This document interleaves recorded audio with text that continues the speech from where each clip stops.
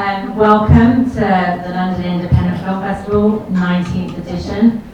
So I'm really, really pleased to see so many people. This is going to be a fantastic workshop, masterclass with Smash. So welcome. And also we've got loads of other really, really cool events and films. So you should check out the rest of the programme, which is on the Genesis website. There are flyers around as well, so you can see things there. And we've got lots of shorts today, and we've got a fantastic feature at 9, God's Petting You, which is just brilliant. So if you can make it for that, that's great. And yeah, I just want to pass over to Smash. So enjoy. Hi everybody, my name is Fiona Gilles, and I'm a producer and a co-founder of Smash. And this is Christine Hartland, who is also a producer and co-founder of Smash. And Christine, would you like to tell us a little bit about yourself? Okay, hello. So we're both indie producers. Personally, I made my first feature film in 2008, and it was a micro budget. We did after a few shorts, that was, and it was probably the fastest production ever after my shorts. So it was at the beginning of the digital era. And then I exec a couple of other feature films because I needed to kind of share what I'd learned, because it was like an uphill learning curve. And received BFI Development, Creative Europe Development for projects. Worked on a documentary over lockdown that is hopefully going to be released this year. And then met Fiona because it's an industry that needs a bit of disruption, I think. Okay, so I come from a background as an actor, and then I started producing out of a need to tell stories and feeling that I wasn't telling the stories I wanted to tell. So I started making shorts with friends in groups, and then I made features, and one of my features was in Berlin, the Berlin Movie, which was a fantastic experience. And the whole thing can be absolutely fantastic and absolutely horrible at the same time, as I'm sure you all know. So I think we're all kind of more or less in the same position. And one of the things that Christine and I found when we started working together, or when we met, which was a producer's course, was that we were experiencing the same problems as producers who've been in the industry for quite a long time now. Those problems, a lot of them were around the sales and distribution of films, but a lot of them were also around pitching films and getting your pitch in front of the right person. So we started working with our third co-founder, Mahesh Ramachandra. Now he's a digital pioneer and a startup specialist. And where Christine and I understood the problems for content creators, Mahesh completely understood the problems from a tech perspective. So we started developing Smash, which will help content creators build pitches for their projects in a language that the industry understands. So when you go onto the Smash platform and you create a pitch, and we will ask you what's your logline. You know, have you got a synopsis? You can link to IMDb with your cast list and a wish list. Are they confirmed? And there are budgeting tools, and there are distribution kind of strategy tools and things like that. There's also access to the Getty Image Library to build your report. So all of this is really useful and practical stuff. But we thought with this workshop, and when we discussed this with Natasha, we thought we'd focus on pitching and the journey. I just ask, we've got a lot of filmmakers here. Are you all writers, producers, directors? Yeah, what are you, writers? Director. Director. Are there any other directors? Fantastic. Writer, director. And have you got any writers? I was going to say just writers, but that's really not the right thing to say. Any pure writers? Yeah. Okay. And any producers? Fantastic. Right. And anybody that does all three? Yeah. We're an incredible industry, aren't we? We are an incredible industry. Right, this is an interactive session. So Christine and I have quite a lot of experience. If there's anything that you want to ask us, please just shout out and ask us, okay? Right, we're going to talk a little bit about, you have to bear in mind that I've got this in this hand and this in this hand, and I'm not particularly good at that. So, right, we're going to show you a video now. I love the heads you're doing when we're talking about the problems. Yeah, it's good because everybody, we know that this is an industry that has a lot of issues and a lot of problems, and we know that audiences are demanding more engaging content, and we have to find a way of getting your content in front of audiences, because that's what keeps audiences engaged. So before we go to the session, we're going to show you a 90-second video which explains a little bit more about Smash. And I have to move. Yeah, let's move this way.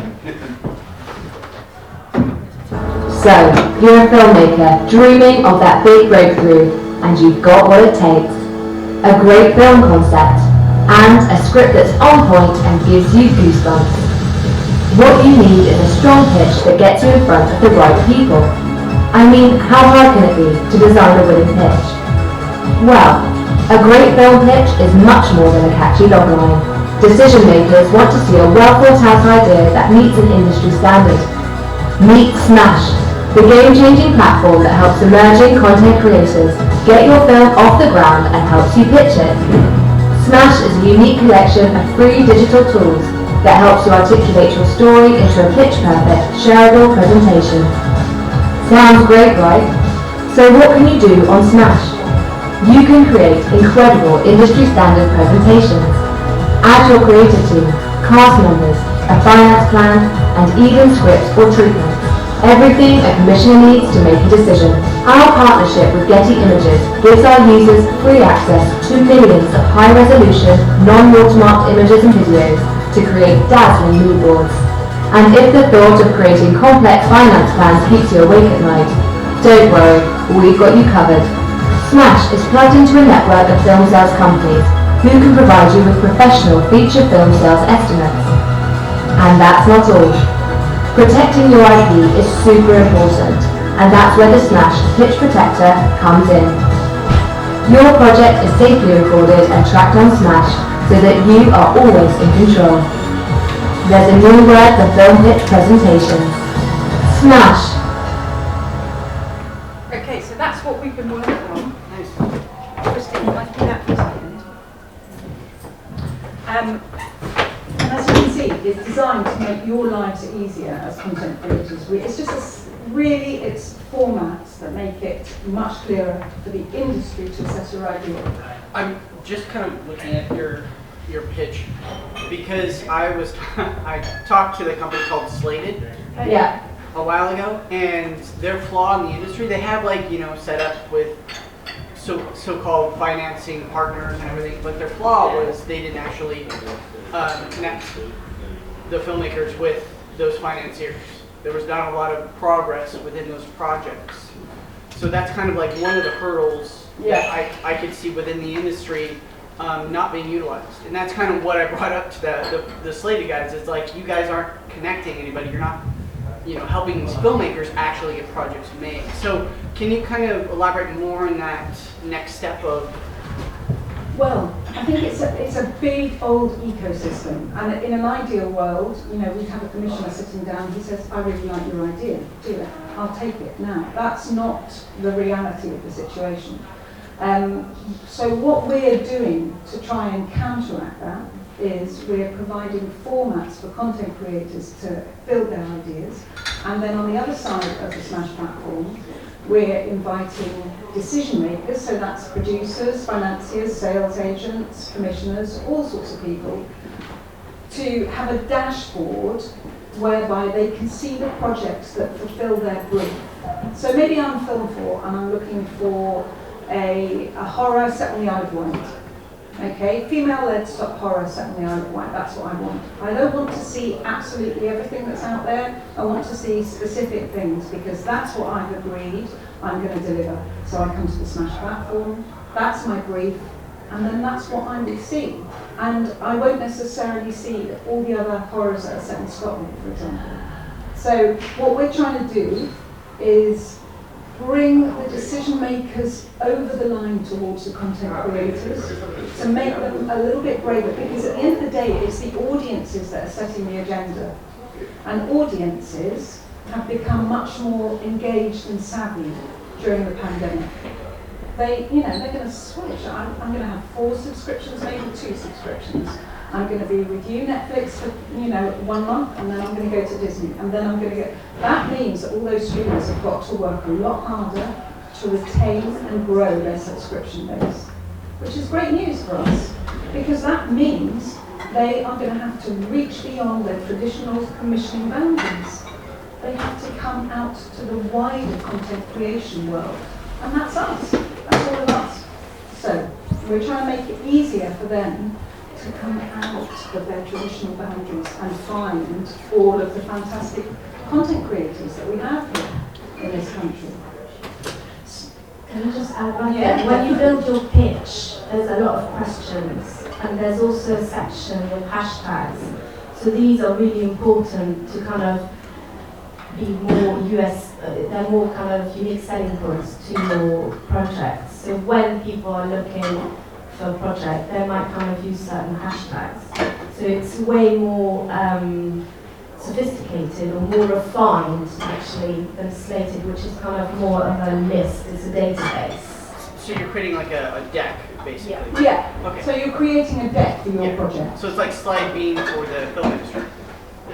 It's like, sorry? Slide Bean for the film industry. Slide Bean is like It's like something we need to startup check deck. out, Christine. Sorry. Yeah, we'll check it out when we go back. Thank you very much. Send the link to that. Yeah. I was going to ask, so how are you finding the take up from the decision makers? Is it early days? Are you changing their behaviour?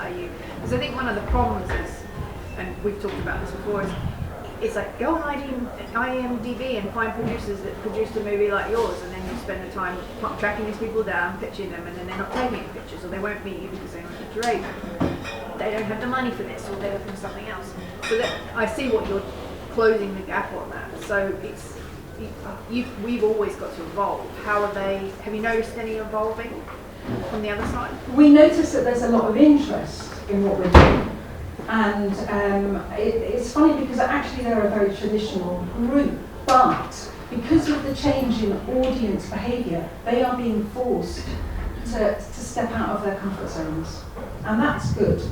So what we are trying to do is make it as easy and streamlined as possible. Their biggest fear is that they will come onto a platform like Smash and be inundated by a tsunami of projects, and then they won't be able to. So we're trying to make it really, really simple for them. We're giving them the opportunity to track the project, track a content creator, say no, it's not for me, or say yeah, I'm interested, I'd like to talk further.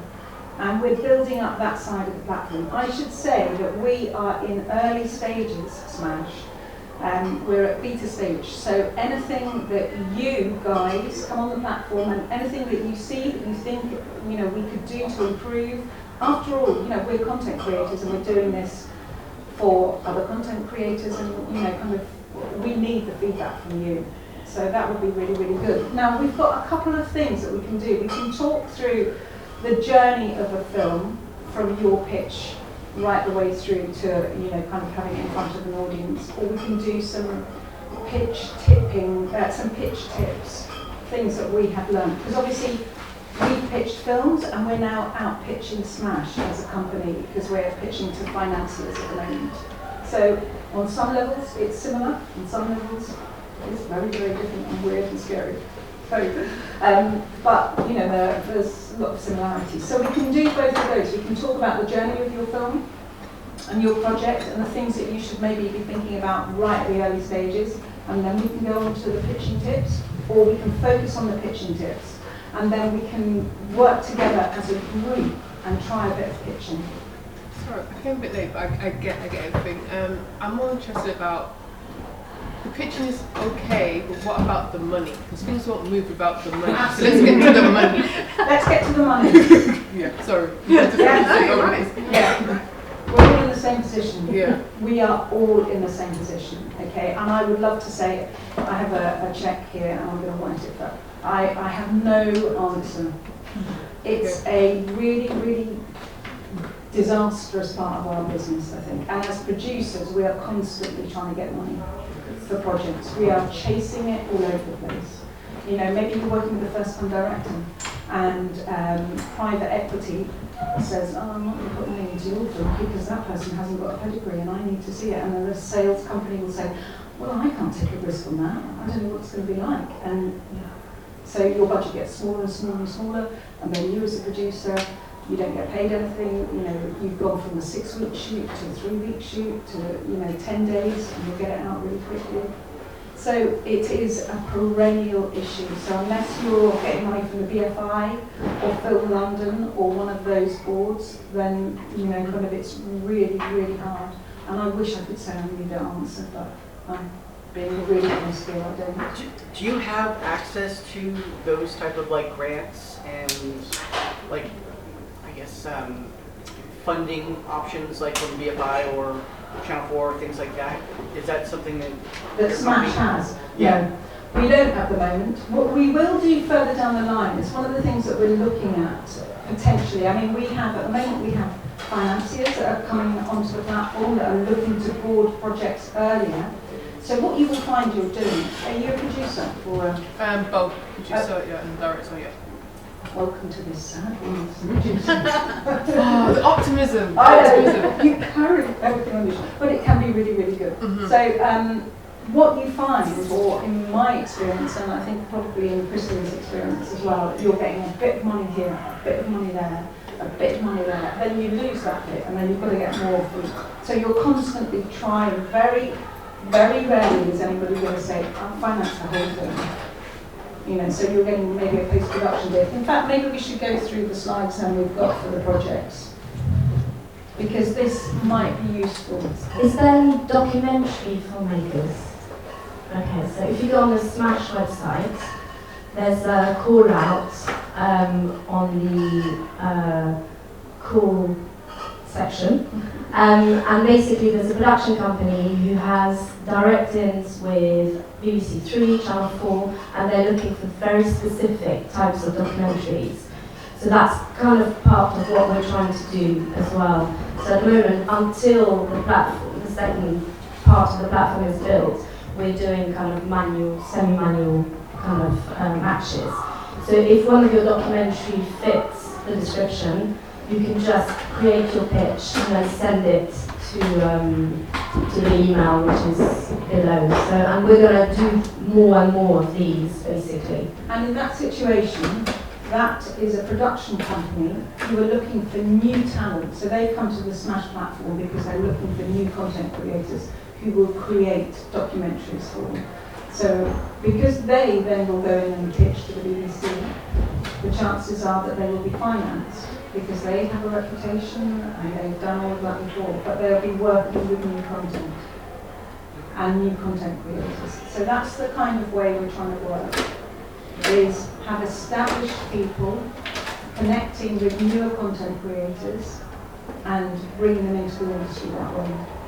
And I've got another question. Have you all submitted your project for the London Independent Film Festival New Marketplace? That's what it is. Well, there's an opportunity next Saturday, and you're going to meet industry experts. So check it out on the Genesis website, on the LIFF website. So the London Independent Film Festival is organising on Saturday a film finance market.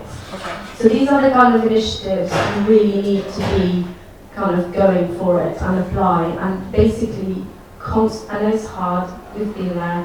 We're still there. And it is, rejections are kind of like another one, and it's time consuming, but you have to do it.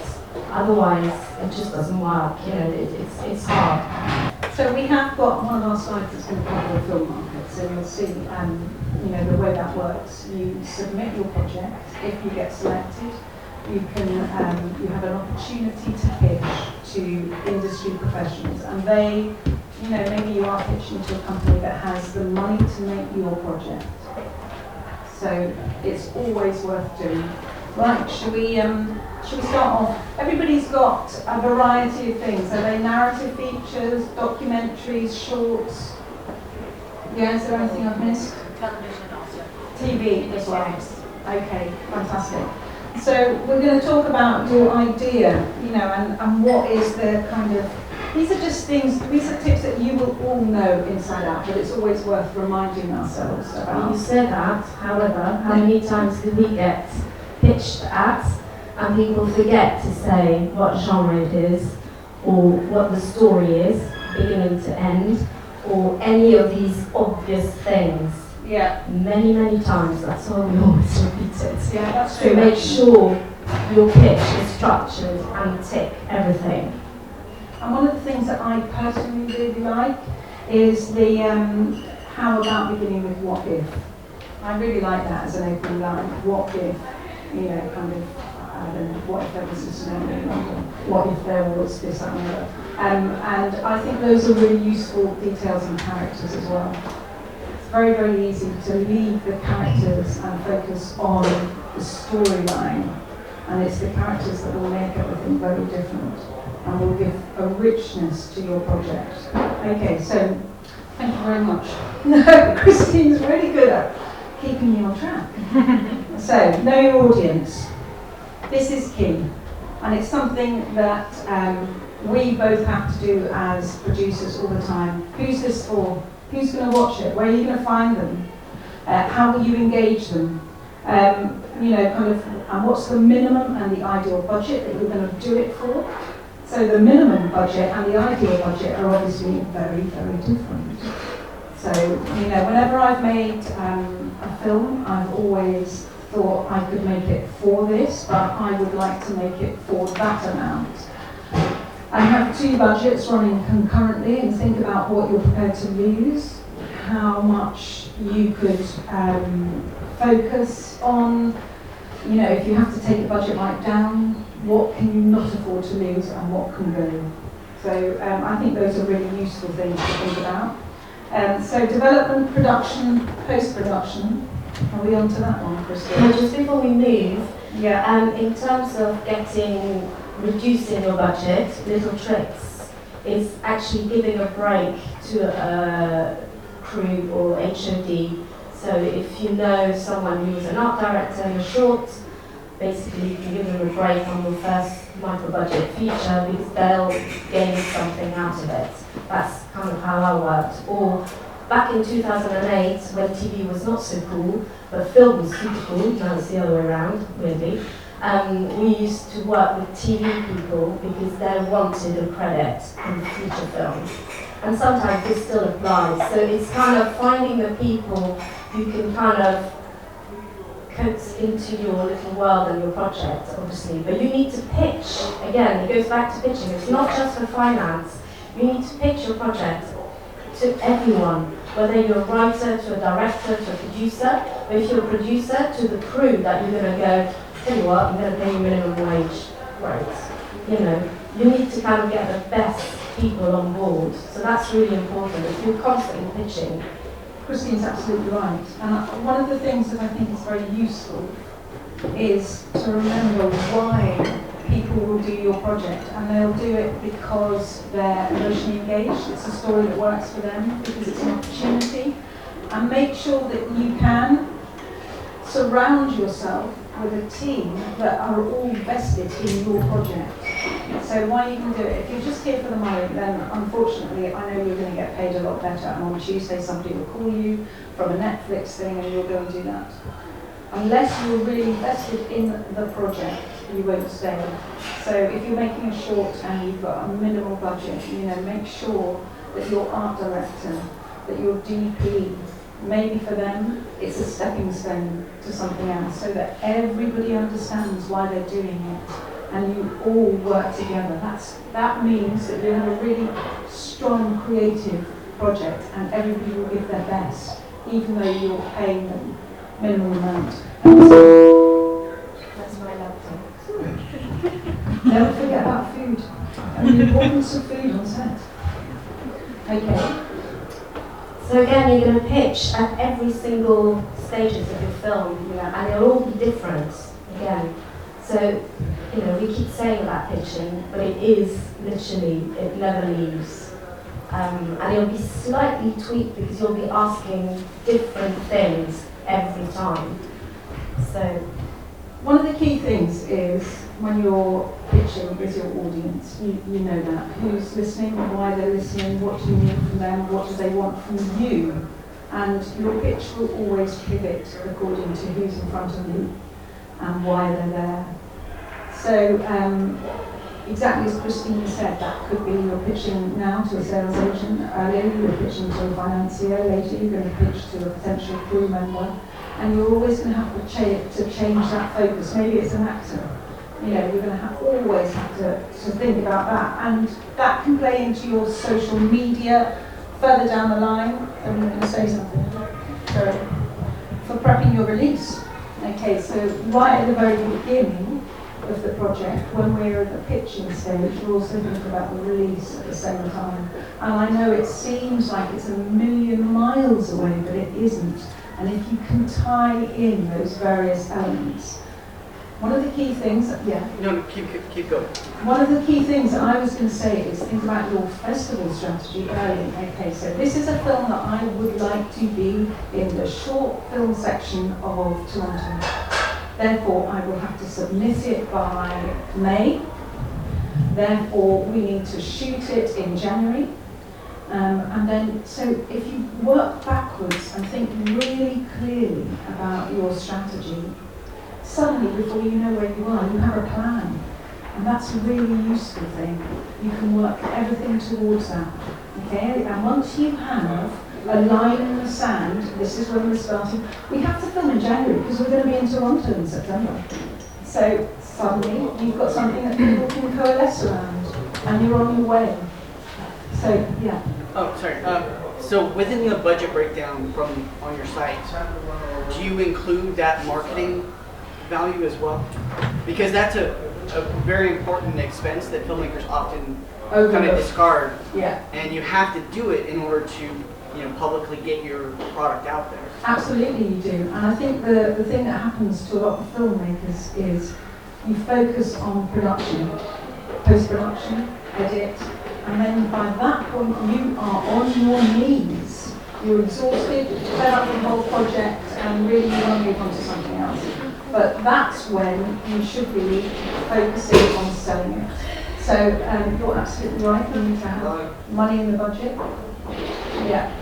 Oh, sorry, I just had a quick question. So my experience of submitting to film festivals, like I go on was it Freeway? Yeah. And I spend my money and I try to pitch it to which I think they like it, and then I get a lot of no's. So I've just spent like hundreds of pounds to all these places, which you think would like it, but it's all subjective, isn't it? Yeah. So how can you be more strategic? How can you make sure it's a sure bet? Because it's a lot of money submitting to this.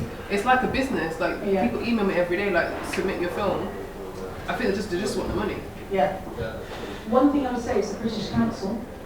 Go to the British Council and look at support from them. Okay. Because they will support some films in terms of sales and distribution. Okay. And in terms of festival strategies. Okay, I didn't know So, that. yeah. Do you have a contact or anything? No. No, not anymore. Is it Brian? Yeah. But have a look on their website and maybe ask them if you can have a call with them and have a chat with them. Cool, I'll do I that. mean, it looks like you're doing exactly the right thing, which is researching, because the problem is you could submit probably five festivals every day, if not 10. So you need to be very selective. And some films are not festival, they're just commercial, and you need to kind of go, okay, I'm going to put, these 10, and if it's a no, then I'm going to do my other strategy, which is, online, YouTube, to get views or whatever. So I think you need to be very have plan A, plan B, because if you want to do it as a lot of people used to do it, which was like year one, Festival A, Cannes, Berlin, Toronto, all of those, and then year two, all the other ones, it's 2 years with a lot of money. So that is kind of, I wouldn't advise that. But the other thing is to hang out in film festivals and actually go to the programmers' panels and be friends with programmers.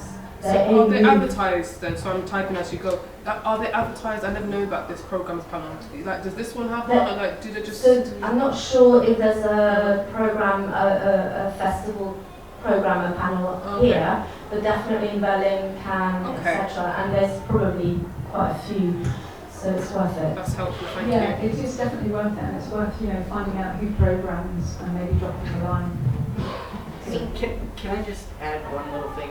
When you look at festivals, I tell filmmakers this a lot, you have to look regionally, because where your film is going to be distributed, it's best to showcase that in a festival in that region. Because then you can have that track record of, hey, my film played here, it got X amount of attendance or publicity, and then you carry that on to your distribution deals. So when they say international, is it a trap?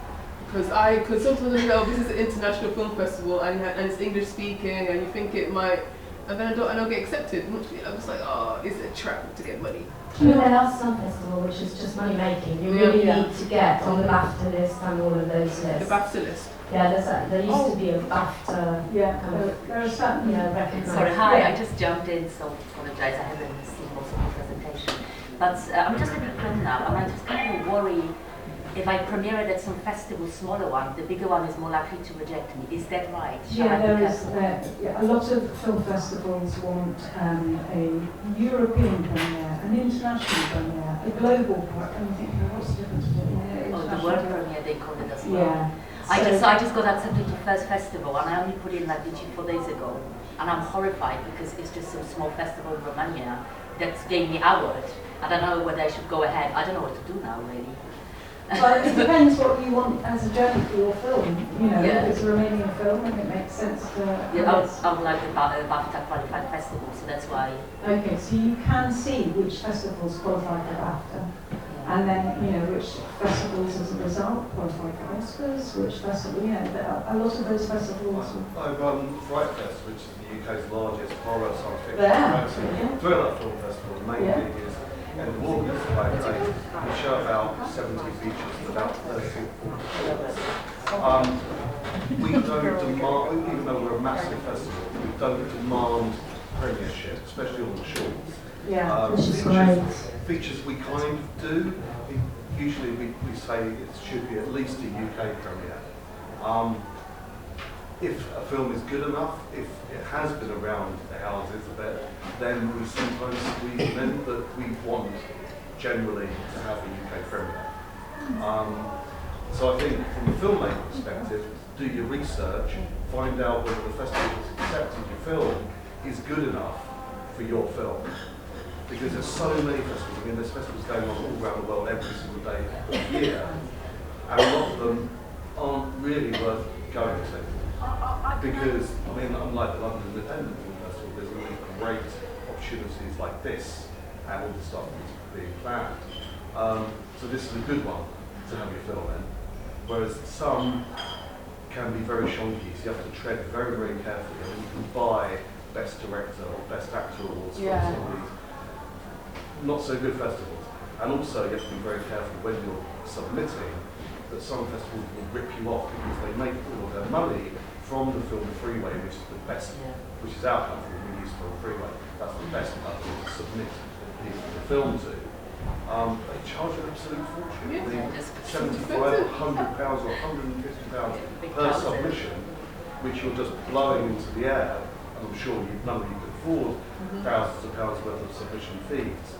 So that's just from our. So there's a little trick, please don't listen, which I told my writer-directors to actually go and email directly to festival programmers and go, my producer's really mean, and I've got a track record, blah blah blah, and you should really see my my film and blah. Sometimes, when you're lucky, you can bypass that feed if you go direct. Although you have to be really careful and be sure that it fits, because otherwise they won't reply. Yeah. But that's a kind of... We get people emailing us like that all the time.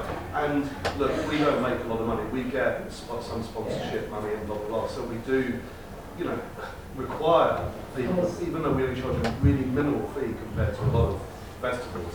But it's bread and butter for, and also it's our time that we spend to watch the hundreds of submissions. Yeah. So Did you watch it? Oh, you watch it. now I have. I just want to know. I asked them and they said, we can't guarantee. It might seem by a judge. I'm like, that's 100 quid. I need to know. Yeah. Yeah. So I watched the lion's share of the features Okay. along with a partner, and then all of our shorts, I guarantee you, they're all watched by our female programmer who's based in Canada. She watches absolutely everything. Okay. So, yes. But again, some festivals you have to be careful. They'll take your fee and they might not even watch the budget. Yes. So this is a really useful thing to hear, because think about your audience again. Think about the Fright Fest audience, because you've got to satisfy the Fright Fest audience. So does your film, have you been to Fright Fest? Do you know what it's like? Do you know what the audience are like? Would your film work in that festival? And if you think it would, then it's worth emailing and getting in touch. If you think it Just wouldn't, Google, not Fright Fest particularly, but any festival worldwide. Yeah. Google it, find out whether it's worth your while going to, whatever. and should be one it. I just wanted to bring something up which might be of use. I've been doing interviews with filmmakers with a company called Flair. Now they're a PR company, and on Sunday one of their films, The Long Goodbye, won the Academy Award. Now in the liner notes that I get when I'm looking at these films, they also give you a link to the Oscar. They tell me for the Oscar qualifying this festival, this festival, this festival. One thing that might be worth considering is actually contacting PR companies who are some of the film PR companies who are running like the short film thing, because they might give you an idea of what this festival might be something there. It's something that I've noticed because I've done a lot of interviews and stuff, and they do say, oh, this film has been, you know, I did about 30 the last few months, and they said, well, this film's been qualified for this festival, and it's all over. It's a year-round thing. So I just thought I'd bring that up.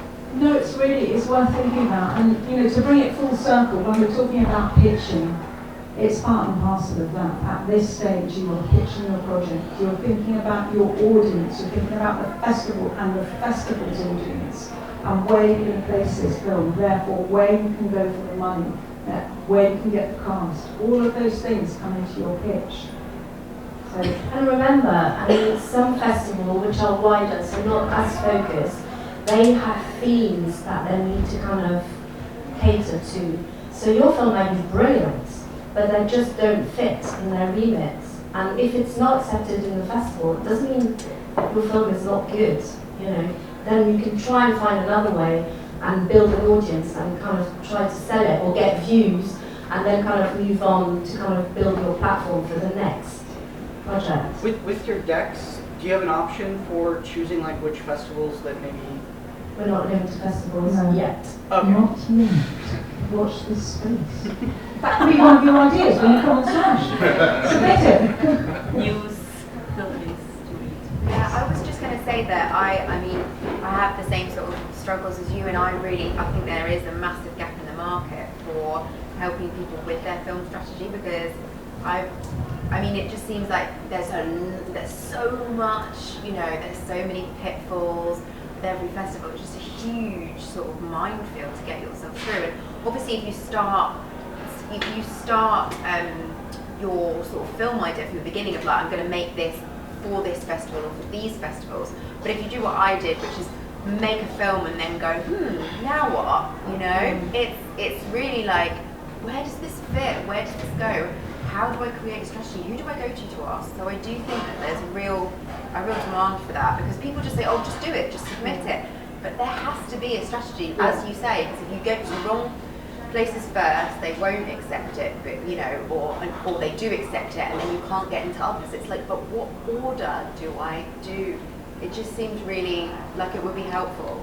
So this is an interesting point. Would you do your next film like that? No. Okay. I was kind of an accident. I was meant to just be a showreel scene, but then I got really creative, and then I took it to a work in progress night, and people liked it more than anything else that they'd seen. So I was like, oh, maybe it is a film, you know, and then sort of finished it, and then went, now what, you know? So yeah, of course, I would probably attack it in a different way, but yeah, I feel like, I mean, on so I get the emails about all the festivals going on all around the world, and it's just there's so many. Like, how do you get through mentally, like knowing and really finding which festivals are right for you, like without doing. I mean, the amount of research I think is just huge, really. Yeah. So there are a couple of companies which names are escaping me right now. You might know who kind of Festival formula, and the other one is Festival Doctor. I work with the Film Festival Doctor. Yeah. She's based out of Dallas now. Yeah, she's me. So, but it costs a lot of money. Yeah. So you need to have money, and it might not be the best spend depending on your film, because if you suddenly realise by just doing initial research that it's not going to fit anywhere, it may not fit anywhere. In which case, you can find an alternative way to get it out there and distribute it, and just use it as a learning curve, and then learn, and then move forward for the next one. So I would think, with your film, for example, it's a showroom, it's a calling card. It's really useful from that perspective. You've learnt a huge amount, and it presumably works well for you as a calling card. That's brilliant. So, kind of move on and do your next. That's the thing, rather than trying to push it into something maybe that, save the money, save your focus onto the next one. Yeah. Because the thing about short films is they are calling cards. They are really, really good opportunities to get into the business, and think about them as practical stepping stones. I'm going to do this because I want to be doing that, and this is a step that I have to take. So, I think you have to be very, very practical about them. The last short film I did was with a director who had done a lot of daytime TV and wanted to be doing films and kind of mainstream drama at a different level. It was a stepping stone for that, and it was very useful, and it opened the doors that she needed opening. So I think you just have to think about them very practically. Because ultimately, what you want, or I believe what we want, is to have as many people as you can possibly have watching it. And so it comes a point where you just have to get it out there, distribute it, and if it's not in a festival, if it's not picked up by a short film or feature film sales agent or distribution company, then which other ways can you get it out there and push it? And then there's also a timeline where you go, that is it. It's had its life, it's done what it needed to do, I need to move on, and just, and some you will ignore that you've ever done them. You kind of go, that was great, but I don't want anyone to look at this, so I'll delete it, I've never done it. And also, it might act as a credit on IMDb. A lot of people don't check all your films, bizarrely. You think that people check films. How many people, or when you've done your research and you don't know, do you watch all the films? No, you don't. So sometimes it's just a credit, which is a bit of a cheat. Probably shouldn't say that out loud in front of the camera. But sometimes it's just like, okay, you know what? It's my first one, or my, I needed to have that credit. It's a stepping stone. I've learned so much. And just be kind to yourself, because it is hard. And so you just need to kind of use all the positive things from that and just move, because otherwise it's just too hard. I do think that that you can use, just responding to this question, is I think you can use Film Freeway to help edit those choices without having to look at thousands of things. You can, for instance, look at, like, I just finished my film, I want to know what deadlines are coming up in the next 30 days, so that you can say, I can get my film out in this amount of time. Or you can look at, like, what films are, like what you were saying, regional, like I want my film to be in London, so you can look for that. You can make those choices. And like another thing is, if your film is long, like we have had 2 long shorts, I learned after my first year of doing this that don't go for one-day festivals when you have a 23-minute film, because you may have the best film in the world, but nobody can program you because you can't fit in. So you're looking, you start to learn. You're looking for a festival that's running 5 days, 10 days, and those things you can do through Film Freeway, where you don't have to be totally overwhelmed by the masses, by the masses of things. And then I think another thing that we've always done is we pretty much avoided the monthly festivals. And, you know, that's just personal. But it's just, you know, when you're building, I think when you're building the credits for yourself as a filmmaker, you wanted people to be looking at you as someone who's substantial. So, you know, if you fail in the, you know, I think maybe it's a good strategy to have first tier and second tier films, you know, festivals, so that you can kind of see where you fit. I think that's a really interesting point about times. How long is your short film? And if it's 23 minutes, it is very hard to stick in a program. If it's 6 minutes, it's really easy. And that has a big effect on the programs. I've just got another 7 minute. Oh look, there's a 6 minute film. It may not be perfect, but it fits in here. So the shorter it is, that's a really good lesson anyway for all of us as content creators to really focus an idea and focus a story. And 6 minutes is great. Under 10 minutes for sure, I would always say. Because possibly the reality is that your idea may seem to you like it's, you know, kind of at least 40 minutes long. Realistically, it's probably under 10 minutes long. So the shorter, the tighter, the easier it is for the program, the festival, and, you know, the audience. They want to see 7 short films in an hour and 30, you know, it's, so think that one. How many of you are working with sales agents out of interest? Or have got sales agents on board? No. So if you're lucky enough then to do that, they can help with a film festival. So it's always kind of a good idea to kind of quiz them about where they see, even at the film market next week, if you submit, when you submit your future project, and you speak to some of the sales agents, if there are any distributors, if there are any that suit your project, ask them where they see the festivals, even if they're not going to take it. This is really interesting, and it might be insightful for you to go, actually I sit in between 2 things, so I need to refine my script or my idea, or, you know, and go one genre or the other, or etc. What's your recommended percentage giving a sales agent? Because I know some of them are trying to go high as far as their fees. Yeah, they're always going to negotiate with you, and it depends on your level of experience, how valuable your project is to them, how many other people want the project, and what territories they feel that they can really sell it in. So, how long is a piece of string really, I would say?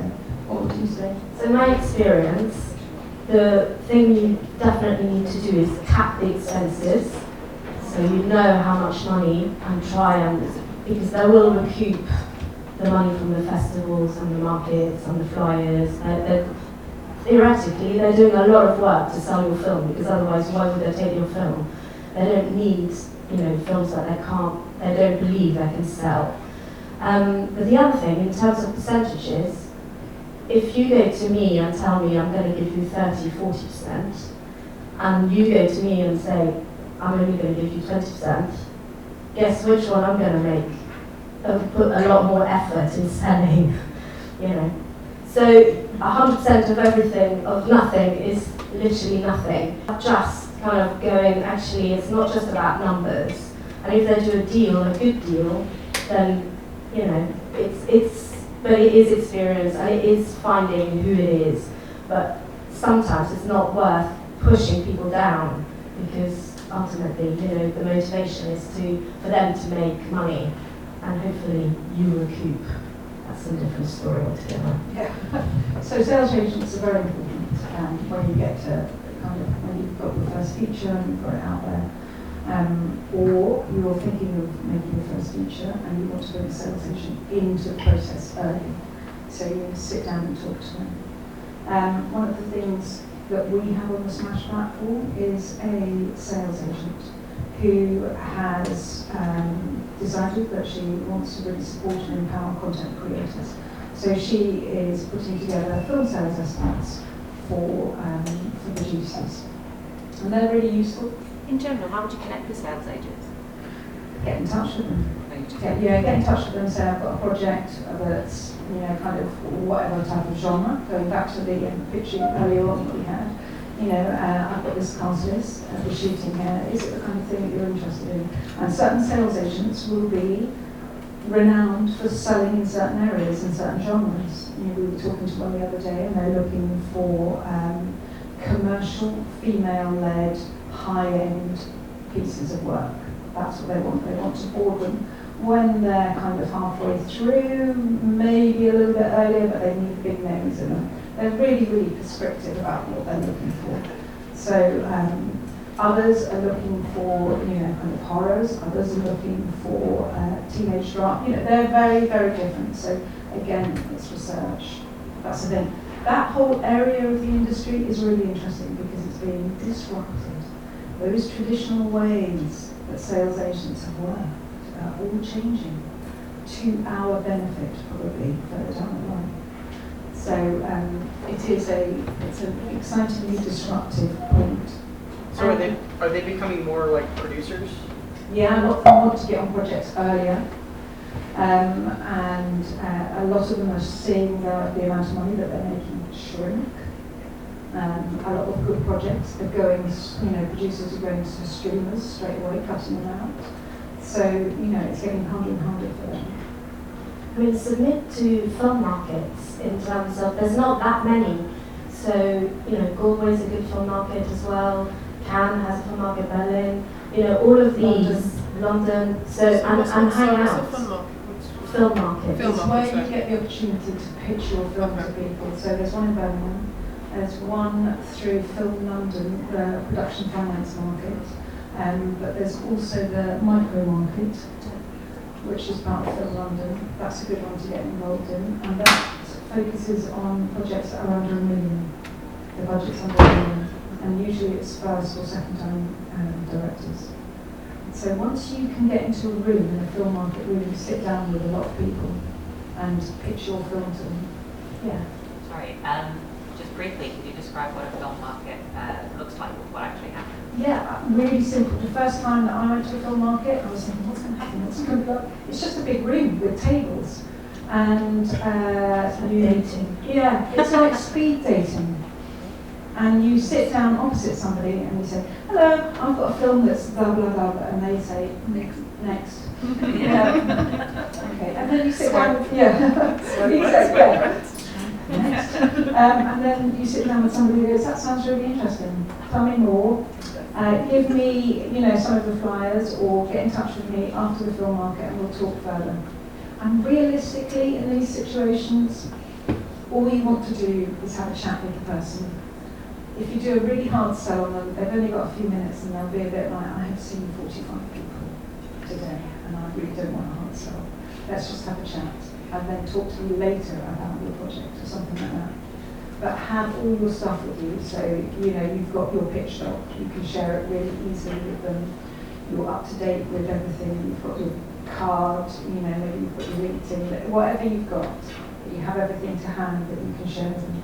So realistically, it's just a room with a load of tables in and representatives from maybe the BBC Film Department, from Channel 4, from Merman, from Red Productions, from a variety, and you might have studios like Twickenham Studios who are looking to put money into films because they want to get involved in Hulu, people like that.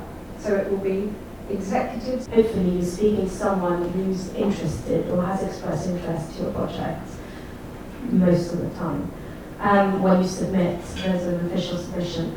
But if you feel that they don't have an interest or they're not a good fit, ask them for advice, tips, recommendation. It's a tiny, tiny industry. Everyone knows each other.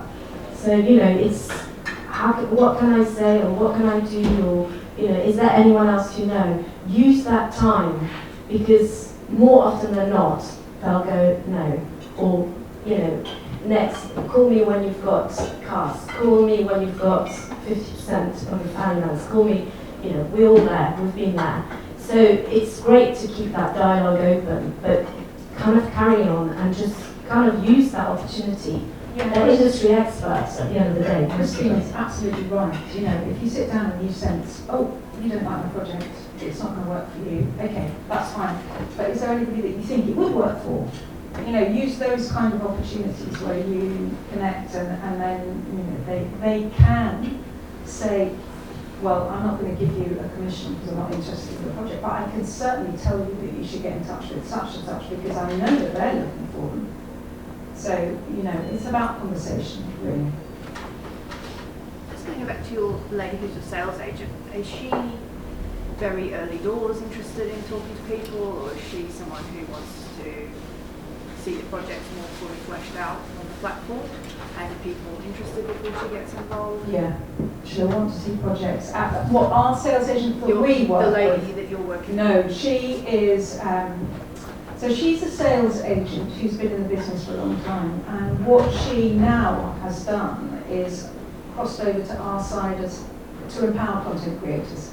So by putting together film sales estimates for a content creator, these are the kind of magic figures that you can't usually get your hands on. And once you have those figures, you can sit down with a financier. It can help you bring your budget together in a different way. I mean, essentially, you can see that your film on the market today will make more than it costs to make. Therefore, it is a valuable commodity. This is a useful thing to be able to say to a financier. So our sales agent is compiling those sets of figures for people, but she's not actively out there selling films for people anymore.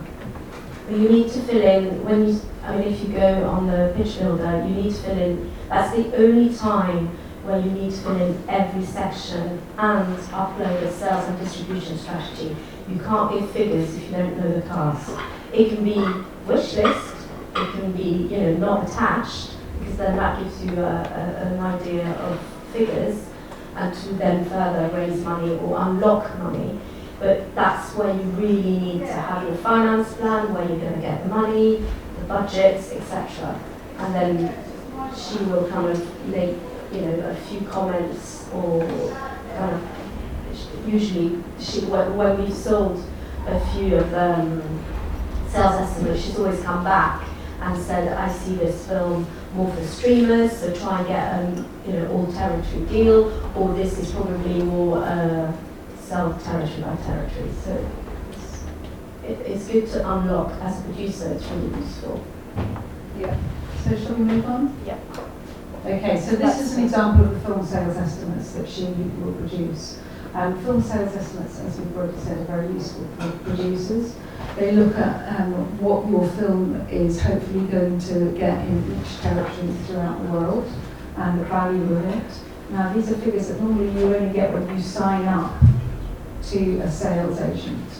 And Smash, I realise I should have mentioned right at the very beginning, is free to content creators. However, this section, the film sales estimate section, is the section, the only section that you pay for, because obviously we're paying, you know, kind of the sales agent for a huge amount of knowledge, and it takes a long time for her to compile all these figures. So these are really, really useful, and you can make the most of them once you go into a finance meeting with somebody about your film.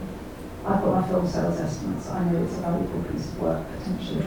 And there is a special LIFF introductory special price. So I think Natasha's probably going to put it on an email, or email us for that. Okay, let's talk about this. Yeah, very, very briefly, does everyone understand the difference between a sales agent and distributor? No. So it all kind of blends in at the moment because the whole industry is actually moving. So you have got, like someone mentioned, sales agent becoming exec producers because they want to board films earlier on and make sure they don't kind of lose talent. Some of them will distribute in their territory that they know the best. So for example, my last feature, Containment, our US sales agent distributed UK, but they used other distributors for US, but they use the distributor for the UK. So there's a kind of a mishmash, but they're usually regional and they go straight to broadcasters, and sometimes some of them just go for online.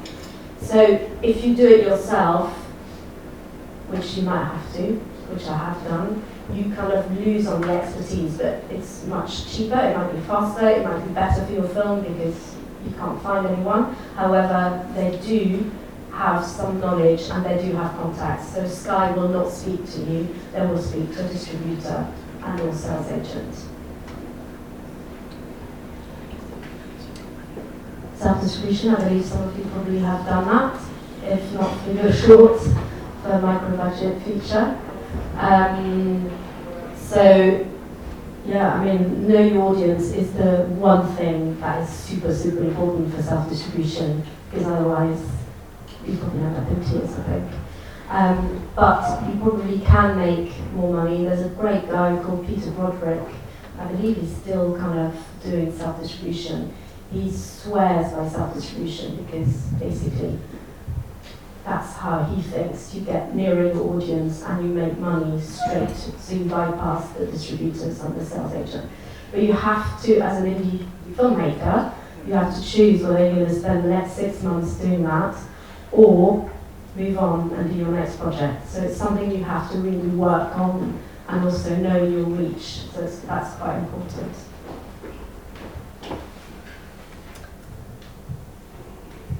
So added on a few of the feature films as you do a bit of a mishmash, basically. There's no rules, and when there are rules, you can break them. But you need to know the rules to break them, obviously. But when it's your debut, whether it's short or feature, at the end of the day, the most important thing is A, get your name on the map, be on the radar in some way or other, and that can be in any ways possible. When we did WND in 2008, the fact it was micro budget and we followed a reverse distribution strategy, people were in the industry were literally shunning me. 2 years later, oh, how did you do it? Hi. And I was like, I remember you're not talking to me, or being like, yeah.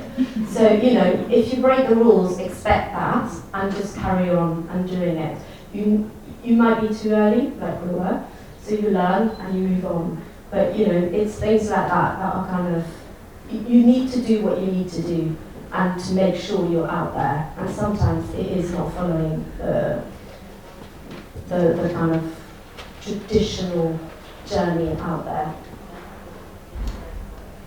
Very, very briefly, publicity, which was mentioned earlier. Keep money for it. Keep money for it.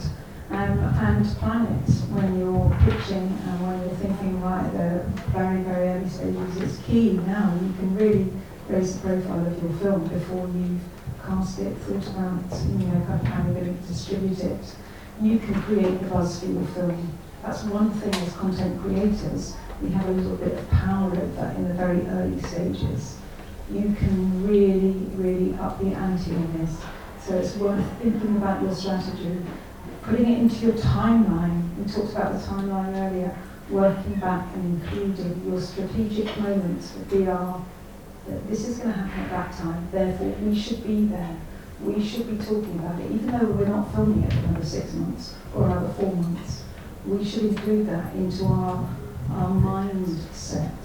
Who is not using social media? Everyone is? Regularly? Good. You'd be surprised how many are not, especially filmmakers. Can I ask though, because social media is good if you have like a following. So looking at publicists, PR, and influencers. Can you talk a little bit more about that? Because it's very nice that the 27 people I know love my posts, but that is not really serving what we need. Yeah, so that goes back to knowing your audience. I think you can't hire or brag if you've got a friend who's a publicist or PR, a professional if your audience is not clearly defined. So that's where they have expert contacts and they know everyone and they will help. For containment, Cici, who did our PR, was amazing. I mean, we kind of paid her a symbolic fee, but she knew she knew where to go, who to email, who to contact, and we were on the press. It's really, really important to know. if you don't know where your film fits, it's really hard for them to sell it. And they won't use their network to kind of push something that they're kind of unsure of. So it's really important. And yes, you're completely right. If you do it yourself, if you've as a writer or as a director or producer, created a brand and you've got a lot of following, then it's brilliant, but it's often not enough if you want to go out there. You're going to say something. No, just very Yeah, no. I was going to say a couple of things. Right, the stills photographer is massively important. Yeah. Even if you can't afford it for the whole shoot, one day or half a day, key day when you've got the key scenes being shot, And get somebody in high res, high quality, and when you're submitting your film, be it short, be it feature, don't send us loads of them in behind the scenes of you and the crew. Who cares? We don't care. You care. We don't care. The audience don't care. We're not going to put those on our website and that sort of thing. And just to follow up briefly as well, the promotion and social media stuff, right? So social media, filmmaker, 27 followers, of course, you're going to be preaching to the converted. What you do is, one of the things you can do is interact with the festival. So when we are screening a filmmaker's film, be it short, be it feature, on our Twitter, we will at that specific account, right? And then that will often get retweeted and blah, blah, blah. So many filmmakers don't bother to promote their screening or their film through that avenue. And then once they interact with us, we've got 30,000, whatever it is, followers on Twitter alone. We're going to interact with you and follow you and retweet and promote your screening or screenings on your film. But so many don't. I mean, I don't know how many of you guys have got films in this festival. Have you been tweeting about your screening or screenings, and have you been interacting on Instagram and Facebook? And also, the other key thing is, I always email all of my filmmakers, send over badges, t-shirts, posters to promote your screenings. And when you're at the festival, have a badge. I don't know who you are, but your film might be on tomorrow night. Oh, have a badge or have a sticker. Here's a postcard, here's a t-shirt. Come to my screening. It doesn't cost anything, and it's about promotion. You've got to promote yourselves. End of preach. Very good preach. It's really good to hear because there's all sorts of things you did. I did a film that had a lot of music in it, so we did a lot of gigs around that and got the musicians from the film, to play. And it was a really, really good way in various venues of raising the profile of the film. So I think there's all sorts of things that you can do. Yeah, I mean, social media is so much of a beast. I mean, even if you post stuff, it's not going to reach your whole network. It's just a line that you have to dump in money for promoting your own material. But utilizing your community and the communal support that you have within your location or within wherever you're going to be exhibiting your content is key, as well as different organizations that could be affiliated within your film, like if it's like concerning like mental health or sports or different genre, or not genre, but different I guess aesthetically based. That's the wrong word, but communities. Yeah. So like look at that and kind of affiliate your product, your content with those communities, and that'll help because you're supporting them as much as they could be supporting you. There was another question on here. Yeah, I think it's answered. I was just going to say about the difference of the platforms, because I know like screenwriting Twitter is huge, acting Twitter is very big, casting director Twitter, but for Instagram it's a lot more just your mood board of what you're doing. Is that, do you agree? And then Facebook, I don't even get what Facebook's for. There's a lot of film communities on Facebook, so it's quite interesting. You can be part of those communities, so it's good to get crew recommendation. There's like groups of, sort of closed communities where you can kind of ask honest questions and you'll get an honest reply. So that's always very useful. I mean, you need to speak the language of the social media platform. So don't link all of them so they go across, because they're different audiences and you will say different things to various social media platforms. So that's really important. And LinkedIn, as a producer, are you on LinkedIn? And use it. It's definitely, but you're completely right. The writer-directors I work with are bad. They go, but I've done a tweet. oh yeah, one tweet. Really? Honestly, it's extraordinary. And they've got things to say, but for some reason, not on Twitter or Facebook, or, they're not kind of gathering their audiences. And it is time consuming. We know we're doing it for Smash and for all our projects, and creating assets for it, which ultimately that's what you need to do, is time consuming. And if you had someone to pay, you could have a budget, it's brilliant. Yeah, I mean, we had a shoot on Wednesday and we were shooting all sorts of images from it. And we probably won't use a lot of them, but some of them we will be using over the next 3 months. We're just collecting those assets, any nicer. There's plenty of opportunity here today to raise profile of your projects that you're part of, the All connect. all connect, tie in. Yeah, just to say that I've been building content on a YouTube channel, like I get interviewing filmmakers. And the power of Zoom is incredible because you can do some really great interviews and stuff. And recently I did an interview with Ollie Alperina, who worked with the late Elena Hutchins.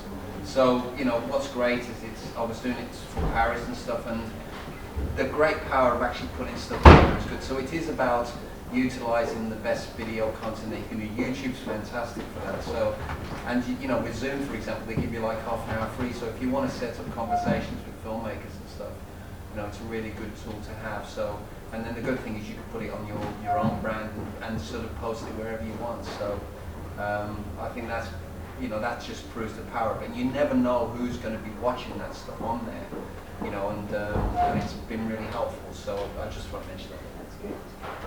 So do you have recommendations? I'm just curious in terms of publicists and PR people. Do you have people that you think are out there that you like? We can have a chat probably about that afterwards. That would be great. Yeah. Just very quickly, 2 things that you have as producers. You need to make sure you have also in your budget, which keeps going up at the moment, is your deliverables, because you won't be able to submit your film to Fright Fest if you haven't got the right deliverable for any festival. So that's really, really important. I forgot some of the deliverables on my first feature. E&O insurance, I had no idea what that was. And What is it? feature, Errors and omissions. yeah. Errors and omissions. And that's one thing that costs a lot of money. So it's something that you do need to be aware of and make your research. Okay, but the key thing in all of that is chain of title. Yeah. Who owns the project? Do you own it as the producer? Or do you own it as the writer? Or do you own it as the director? Who has the chain of, that is really, really key, because I will not take it and screen it if you can't guarantee that you own it, because that opens me to all sorts of problems. Or the time concept. Make sure you've got the rights. Yeah. Oh, we've got a slide for chain of title, fantastic. Yeah, so that's key. Natasha, what's the time? Because I'm aware that we're probably running over, are we? Okay. Right, so should we talk a little bit about pitching and the practicalities of pitching? And have we established that anybody's going to be here next week pitching in front of people? No? Maybe. So maybe some people would like to pitch in front of people next week. And does everybody here have a project that they've got up and running? Does anybody want to do a 1-minute pitch?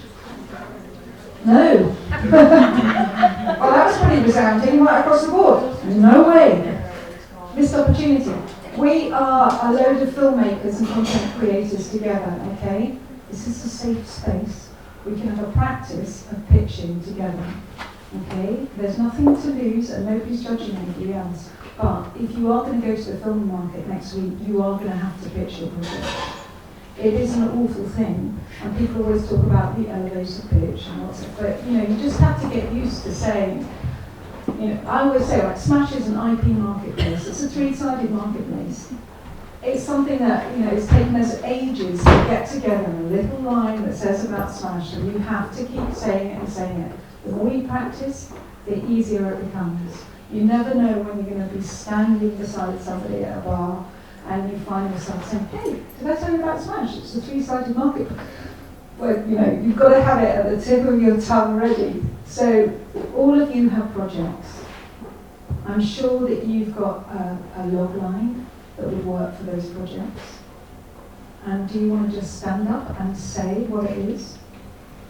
Yeah? No? Come on. Oh, but someone's got to. Come on, sorry. Come up here, just very quickly. Okay, I'll tell you what. Okay, well, yeah, okay. Tell us, it's just really quick. Don't worry. Bye. Bye. Tell us what your name is. Oh, Marie. Hi. Hi. Thanks for coming up, Marie. What's the genre? Fiction. Okay. What kind of fiction? It's going to be sci-fi fiction. Fantastic. Yeah. Okay. Is it a feature? It's going to be a short. Okay. So it's a sci-fi short, Yeah. and you are a writer, director? Director. Fantastic. Okay. So you've got your first 10 seconds there already. Yeah. So I have to say what it is about. Yeah. Okay, cool. So it's about a man that is in love with an inanimate object. Yeah. It's I mean it's about like nowadays like everything about how the structure of like society is like pushing us to find like a perfect match, and I am interested in unspoken like love stories, so like starting with a human and a machine. Okay. And I found it interesting that like people like don't believe that, or they can't,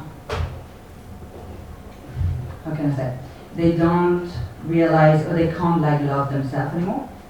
And I find it interesting that like finding love in an inanimate object is slightly creating their own love to themselves.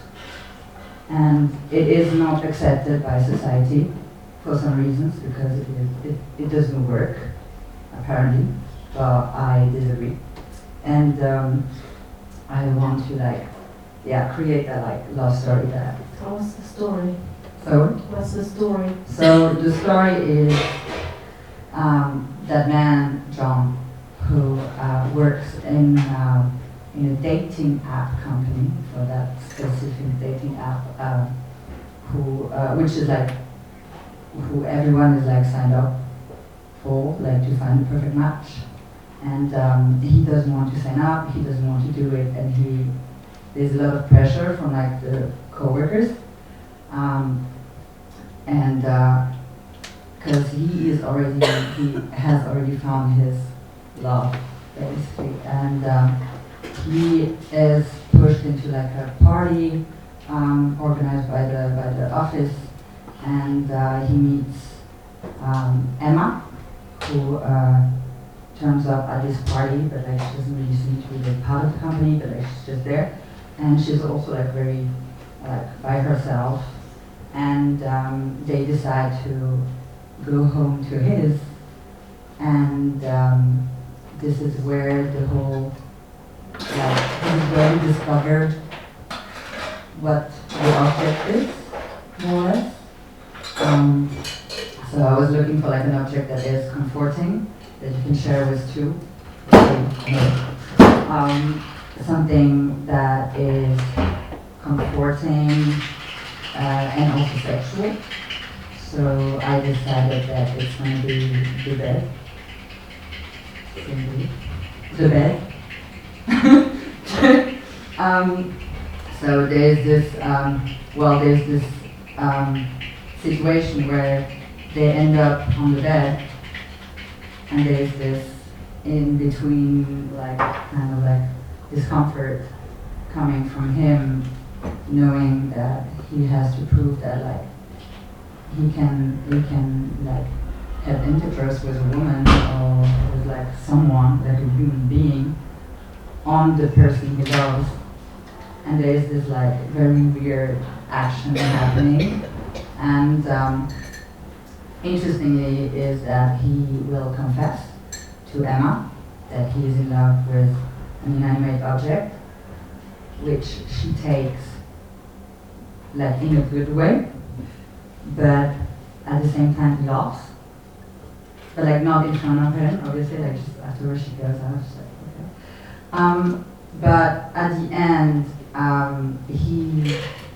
he feels that like that love is never going to be accepted anyway, and he is like stuck in this loop of solutions that how can he get like through that love, that unspoken love with that object, and it's well, it ends really bad. Like, okay, so let's think about, you know, that you're going to pitch it next week at the film market that everybody's going to go to, and you're going to pitch it to a sales agency who is really, they have a reputation for sci-fi, okay? So you're going to pitch your project and you're going to pitch yourself. So you sit down and they'll be interested in the project, but they're really interested, this is a short, so it's a stepping stone for you as a director into your first feature. So they're going to want to know about the short, but they want to know about the rest of your journey as well. So I'm going to make this short because I'm really interested in sci-fi, and the idea of this short, and you can be very succinct with it, is, you know, it's about a man who's in love with an inanimate object, and then into his life walks a real woman. How does he manage that? You know, the dilemma of interaction between the inanimate object and the woman. And I'm interested in that whole area. So it's a kind of, it's an element you're dropping into the here and now. This is the project I'm going to do, and this is the person that I'm going to be further down the line. So you want to work with me because I'm going to be a director that's going to do this, this, and this, and this is a stepping stone to it. What would you suggest? Yeah, I mean, having a log line that is a shorter version and then a longer version is really important. The 25 words is what you would have in the Time Out, is that exist anymore? Anyway, what you read on the cinemas, that's really important. That's what is going to make people want to go and see your film and know it inside out. But then, also, if you meet someone in the elevators, and not in the market because they'll be like paying attention to you, have the one that kind of expands a little bit. So by looking at eyes, you know, if their eyes are glazing, they're not interested in sci-fi, yeah? So then you go, what are you looking for? And then kind of, you know, that's if you're outside the market, but it's really important. Don't carry on. If that's the case, do not carry on, because they won't be listening. So you need to tap into what else they could offer, help, recommendation, whatever. If it's at the market, then you can expand, and they're kind of going, oh great. And then you kind of go in more detail as you go. Because often, and we've been to many markets and many kind of pitches, you know, you have 1 minute. And you have to say the hook, like exactly like Fiona. What Fiona said was brilliant. I got it straight away.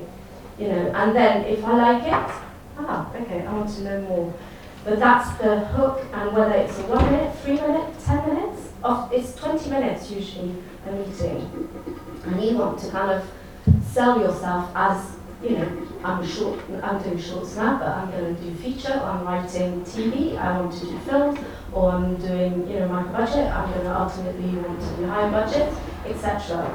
So it's like really sort of making sure you write it on a piece of paper, learn it to a certain degree, obviously not like a robot, but, you know, sort of, and then tailor it and expand it or shorten it as you're looking at people's eyes. That's really important. In a market, it's slightly different, but when you're kind of going out there in festivals, and I'd recommend you attend as many festivals, it's where the networking is happening. And now we can. COVID is COVID. Anyway, but that's kind of something that's really important. This is a difficult thing to do. It's not easy getting your pitch together. I mean, we had to do a thing for Smash the other, because we were out raising finance for Smash. We've had to do a 3-minute pitch, a 1-minute pitch. We had a pitching session recently where, you know, it was really focused and difficult to deliver everything that we needed in a very short amount of time that we had to do it. So every word had to count. And you feel under pressure. So the more relaxed you are about it, the more, you know, if you're an actor, you've learned it, or, you know, you've got key words. Give yourself, you know, write it out, and then give yourself key words that you remember, and then just get used to practice it with everybody that you know. You know, have I told you about my short? Yes, you have. Tell me again. You know, it's that kind of thing. Just go through it, just go through it, go through it, so that you have it and you feel really, really confident, and you can just say. I was just going to say, if you do go to a market, so for example, one of the reasons why I didn't prepare a particular pitch is I've got 5 ideas. Fantastic. And they're all like, 2 of them features, one is a like life's work feature, very ambitious, not going to do it yet. One is a short film, one is a short animation, and one is a sort of series of short films that I'd be looking particularly to get funding for, and it would be about being a platform for neurodiverse people to make scripts, but I would kind of produce it with funders. So if I did come to the market next weekend, would you say like it's worth coming with more than one idea?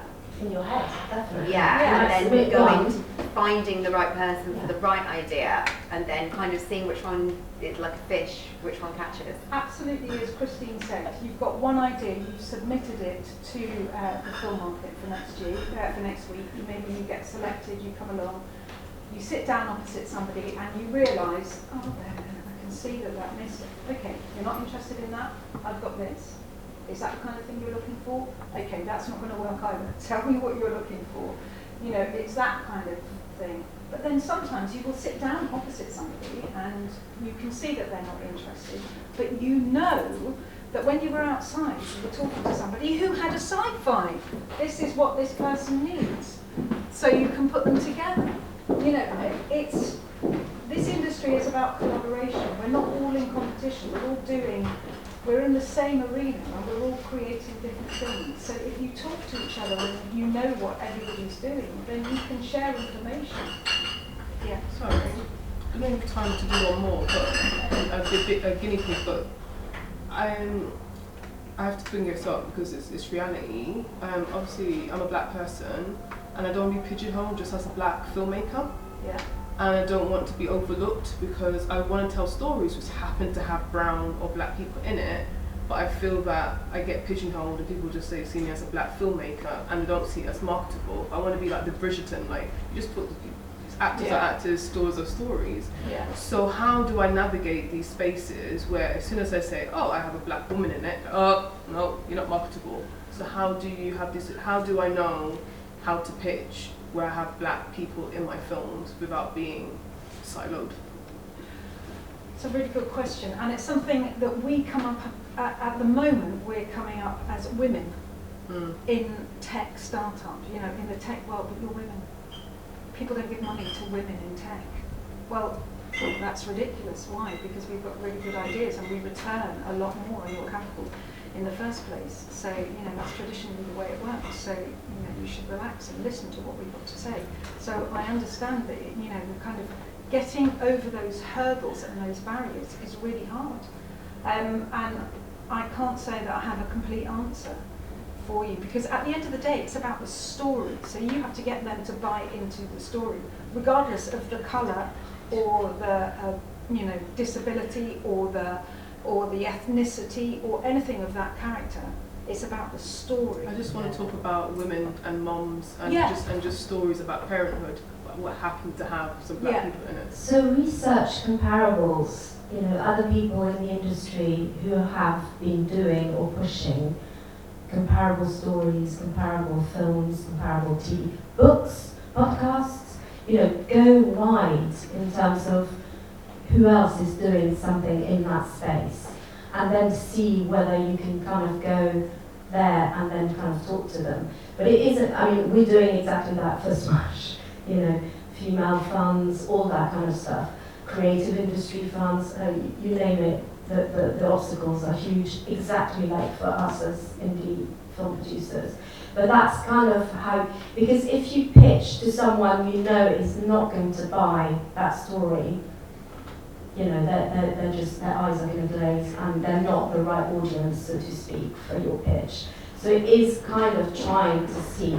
Now, you know, the streaming platforms, a lot of new streaming platforms are coming up. a lot are looking for new content. There's little platforms that kind of want to attract a different audience. So maybe that you go there and find out, and that's where LinkedIn becomes really, really powerful. Because if you've got one person in common, you can kind of go on there and get that contact. And that's kind of really sort of, the number of cold calls we do, which is probably not the best sometimes, but it is kind of going, hey, I've got a little teaser, or I've got this, or, would you be interested? I can see you've done that, and just kind of push I'm not it. sure about if I get it, sorry, I just trying to understand. So basically what I'm hearing is like, it's not easy, yes, tick. Yeah. Try to tell the story and try to find progressive like filmmakers. So in this market, do you think there's be more progressive awareness? Because sometimes when there's black people, black films, or people of colour, what is blackness? It's always trauma. You're either a slave, you're helping somebody, there's some like civil rights, and it's not that. Okay, great. I'm gonna come for you, Natasha. In releasing, it's hard because right now, like the minority markets, it's hard to get your content out there. However, right now is an opportune time with diversity because people like Netflix, I think ITV, are having funds available for your projects. So don't think of it as like, this is this. Just think about where can I get my project done? Or can I get it produced? Because that's the first hurdle. And then when you step out, when you continue on your career, then you can jump into TV or more features, and it's more of a broad spectrum because then you have more control over what you want to do. Okay, thanks. Is it a short? It's a documentary, but I would love it to be like a docu-series or something So it's like a that. documentary? Okay, it's a documentary. You should come to the Smash platform. Yeah, check out. Because we have the production company, you might have missed it at the very beginning, we've got a production company on the platform that are looking for documentaries. Okay. They submit to BBC Three, they've got a history of, I'll do that. On that point, can you tell us more about who's at this market? Oh, What's it no, for? we Is it can't for actually. features? Is it for... We can't tell you because Natasha's just gone and it's Natasha that's organising it. Okay. So, yeah. No, sorry, yeah. I'm just going to add to what, because we've been at markets, and if it's one thing to be pitching blind to you don't know what they want, so you have to kind of find. But if you go to like a market where you're seated and they plan it, so you pay for that, but you go there, then you know exactly who you're going to meet. Then you need to know everything about what they've made, so then you can sit there and say, this will align with your slate in this way. That's how you break some of it. It's one thing to do the cold, and you have to do the cold because that's how you get tougher, isn't it? But we've sat in markets where you go in, you're seated, you have 10 minutes to make it happen. It's a long 10 minutes if you've got nothing in common. And the ideal thing is that you're going to get another conversation. You're going to get at the end of that 10 minutes, they're going to say, well, do you know what, let's stay in touch. Maybe this won't work for me, but I'm really interested in the kind of stuff that you're doing, and and that's what you want to do. You want to build up your network. You've already got a network here. All of these people are content creators. All stay together and kind of share details, and then grow together. Because that's the way it kind of goes, really. Cool, no, that's really helpful. Thank you, I appreciate it. Okay. Yes. Sorry, I was really wanted to. She was pitching, but recently I was at the pitching in Scotland, and obviously different people pitch. And there was one person who's working on feature for quite a long time already, and she's got so many people attached. Make the industry people sitting around the room relaxed. So she's saying, I've got an award-winning writer, I've got producer here, I've got money from there, I've got this, that and the other. And all of that would make the people sitting around the room listening to her feel, okay, we're not going to have to take too much of the risk on her because other people have already, and she's okay. That's all she was doing. So if she had been pitching to a potential audience of viewers, she would probably have focused on the story. So it comes back to what we were saying earlier on about pivoting your pitch to the person. Are they an industry person? Therefore you have to give them one kind of pitch. Are they a potential viewer? In which case you're going to focus on the story. Or are they a big fan of such and such? Because you're going to focus on that person because they're in your film. So, that was the thing. I would say that she was pitching to the industry and she was just credentialising her project right at the beginning to make them all go, This is quite a specific question, but maybe we could answer it more generally. But when it comes to establishing credibility, specifically, in my case, I'm do your sort of your track record in related fields? I'm a games writer and I'm well established in that industry. Is that at all relevant when trying to establish credibility in film? Yeah, I would say, yeah, if you're well established in one area, you know, if you're a writer, a literary writer, you've been writing a series of books and you're starting to write the first film, and you're an award-winning writer, then yeah, it's worth it. Anything that you can do to offset the risks on your project, do it. And all of those little things, those little badges, we all know that, you know, if you look through a load of films that have been screened at a festival, and you think, oh, that one's got loads and loads of laurels on it, that must be quite good. And, you know, automatically you're thinking, well, loads of festivals like that film, therefore it must be quite interesting, I'll watch it. So you're doing exactly the same thing by saying, I'm very respected in this arena, and I'm bringing my expertise to this arena. So all you're doing is giving little badges, big ticks on the side of your project that make me, as a financier, potentially feel, oh, I don't need to worry about that. They can deliver a really good story, they know what they're doing. So that's all, it's about offsetting risk. And one question often you'll get asked at some point, especially for documentaries, but also for dramas, fiction, is why you writing that story? You know, and that can help if you've got a personal story, put it in the pitch. You know, I've got experience, 20 years in this, I've got unique access, this is why it's based on this, or whatever. You know, I did a documentary and now I'm going to fictionalize it.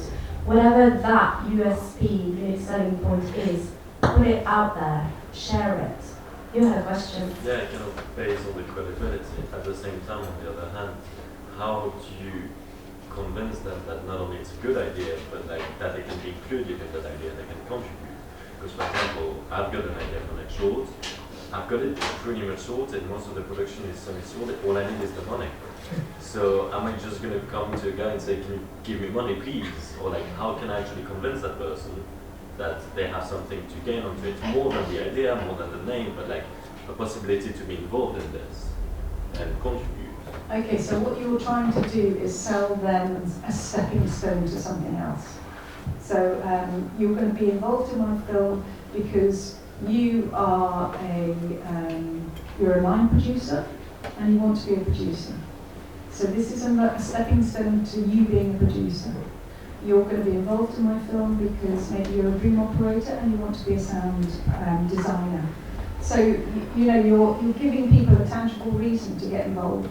Or maybe your film focuses on some kind of specific area, and you go to a film fund and you say, I know that you've put money into this medical area, and my film looks at this area. Therefore, you know, would you consider it? Always find some angle. Everybody's got an angle. I mean, you were talking for finance, weren't you? In general, obviously I could be happy to have a co-producer to like really cover the burden of my shoulders, but if I don't have, the main thing would be the money, in this case the funds. So I would look for an investor, I guess, more than a producer. I mean, it goes back to research, you know, who's looking at investing in shorts or features or in that type of projects, in you, and making sure that whoever you're talking to will take a punt either on you. A lot of the guys who invested in my first feature never read the script. He told me that when we were at Cannes at the film market about to show the feature. He was like, what? He invested in the team and he liked the story, obviously he knew the story, but he read the first 2 pages of the script and went, it's very hard work. And it is hard to read a script, you know. And the other investor as well for the last one, just the comment on the script were things that were kind of irrelevant to the story. Because it is hard to read. So it's selling it to someone who's going to see either the bigger picture in terms of, you know, who you are, and it is going to be down to the team, especially if it's private equity. And that's but it's why them, you know. Do they have loads of money? Or do they love your story? Do they love you? What's the hook? Is there any tax tax benefits or anything we can hook them with that? Sadly not. No, there's no tax, so we can't go to rich people and say you can get something. Not anymore. Not Rich anymore. people and say you'd really like to be at the premiere of this film, you know? That's it, that's what they get, so yeah. there's not of incentive unless they Not want to anymore. give them, not anymore. No, HMRC stopped that. Because it was being abused by Oh, production why? companies and producers. Well, That's the thing. yeah. There was a lot of really bad behaviour going on. I mean, you can have tax benefit if you create a production company and you do more than films, and it's a business, and you raise money, SEIS or EIS, and you basically invest in a business, not for a single project. But it needs, that money should go for the part of it for the business, and I think it's about 20%, maybe more sometimes. Apparently, I read more. I'm not sure how it is really true, but basically it's to promote business. That's why they stopped it. Otherwise, a film kind of lives for literally 5 minutes and dies. So it's not kind of promoting the business and entrepreneurship. But yeah, sadly for a single project, it's no longer available. So it's just patronage we're asking for from rich people? Yeah. More or less, Okay. yeah. Unless you can get sponsorship. Yeah. Okay, so that's another thing to think about. You know, I made a short film and got a lot of alcohol from a local brewery, which then attracted quite a lot of crew. So that's a good move. So, you know, there's all of those kind of things that, what else could we do here? Another thing that I did was film a teaser for a feature, my first feature. We filmed a scene from that to raise money for the feature. And we filmed the teaser in a new build that wanted to have a little kind of video made for themselves. So we made that on the side for them, and then we used their location to film our film, you know, our teaser. So we did it like that, you know, it's a kind of like, okay, what can I do to help you and how can you help me? That kind of thing. So rather than hard cash, sometimes that's the way it's going to work on. I think that Natasha is here now, and we could wind this up. Natasha, you could tell us about the film market. Yeah. Do you want to? Just really brief, sorry. Yeah. Just really briefly, crowdfunding, stroke crowd investment, see what I can invest in. NFTs, if it makes sense. Look at any other arenas. You know, if it makes sense with a story, it needs to make sense, whatever it is. But documentaries sometimes crowdfunding work really well. So. Thank you, everybody. I'm going to hand you over to Natasha, and she'll tell you all about the film. Wow, that was amazing. Big round of applause.